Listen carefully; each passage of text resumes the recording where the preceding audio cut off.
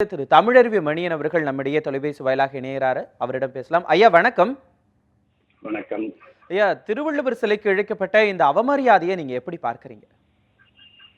உலகம் முழுவதும் பரவி கிடக்கக்கூடிய 10 கோடிக்கும் மேற்பட்ட ஒட்டுமொத்த தமிழர்களின் உணர்வுகளை காயப்படுத்துகின்ற மிக இழிந்த செயலாகத்தான் இதை நான் பார்க்கிறேன்.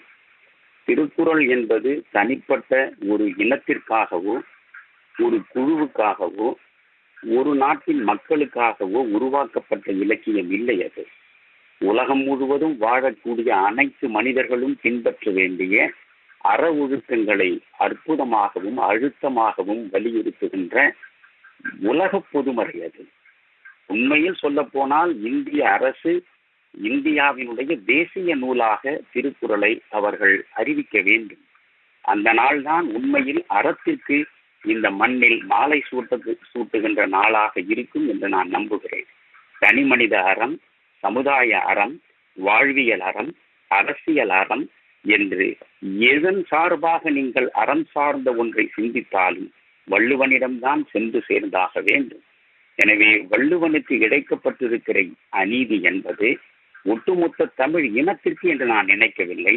அறம் தழுவிய வாழ்வை நடத்த வேண்டும் என்று விரும்பக்கூடிய அனைத்து மக்களுக்கும் வழிகாட்டுகின்ற நூலாக இருக்கின்ற இந்த திருக்குறளை இயற்றி தந்த திருவள்ளுவருடைய சிலைக்கு நேர்ந்திருக்கிற அவமானம் உலகம் முழுவதும் பரவி கிடக்கக்கூடிய மக்களுக்கு இழைக்கப்பட்ட அவமானமாகத்தான் பார்க்கிறேன்.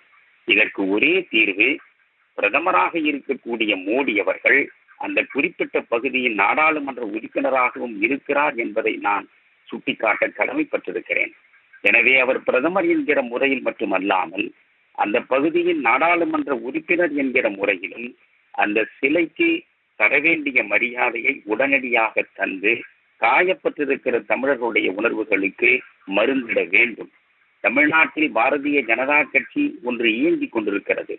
பாரதிய ஜனதா கட்சி இந்த தமிழ் மண்ணில் தமிழர் நலன் சார்ந்தும் இனம் சார்ந்தும் மொழி சார்ந்தும் சிந்திக்கக்கூடியதாக இருக்கிறது என்று இவர்கள் உணர்த்த விரும்பினால் உடனடியாக ஒட்டுமொத்த பாரதிய ஜனதா கட்சியின் தமிழகத்து தலைவர்களும் மோடி அவர்களோடு தொடர்பு கொண்டு வள்ளுவர் சிலைக்கு இழைக்கப்பட்டிருக்கிற அநீதிக்கு பரிகாரத்தை கண்டாக வேண்டும். மத்திய அமைச்சராக இருக்கக்கூடிய மாண்புமிகு பொன் ராதாகிருஷ்ணன் அவர்கள் குளச்சலை துறைமுகம் வருவதிலே இருந்து மீனவர் நலனிலே இருந்து அத்திக்கடவு அவிநாசி திட்டம் வரையில் எந்த பிரச்சனையாக இருந்தாலும் இந்த தமிழர் நலன் சார்ந்து மத்திய அரசிடம் கொண்டு சென்று அதை நிறைவேற்றுவதற்கு பெரிதாக முயலக்கூடிய ஒரு நல்ல மனிதர். எனவே இந்த நிகழ்வின் மூலமாக நான் மத்திய அமைச்சராக இருக்கின்ற பொன் ராதாகிருஷ்ணன் அவர்களுக்கு வைக்கக்கூடிய வேண்டுகோள், உடனடியாக நீங்கள் மோடியோடு தொடர்பு கொண்டு வள்ளுவர் சிலைக்கு இழைக்கப்பட்ட அவமானத்திலிருந்து மீட்டெடுத்து உரிய இடத்தில் வள்ளுவருக்கு பீடம் அமைத்து அந்த சிலையை வைக்க வேண்டும். இதை மத்திய அமைச்சர் பொன் ராதாகிருஷ்ணன் அவர்கள் தனிப்பட்ட முறையில் எடுத்து சென்று இதை சாதிக்க வேண்டும். நானும் மத்திய அமைச்சர் ராதாகிருஷ்ணன் அவர்களிடம் தொலைபேசியில் உடனடியாக தொடர்பு கொண்டு இது குறித்து வலியுறுத்துவேன்.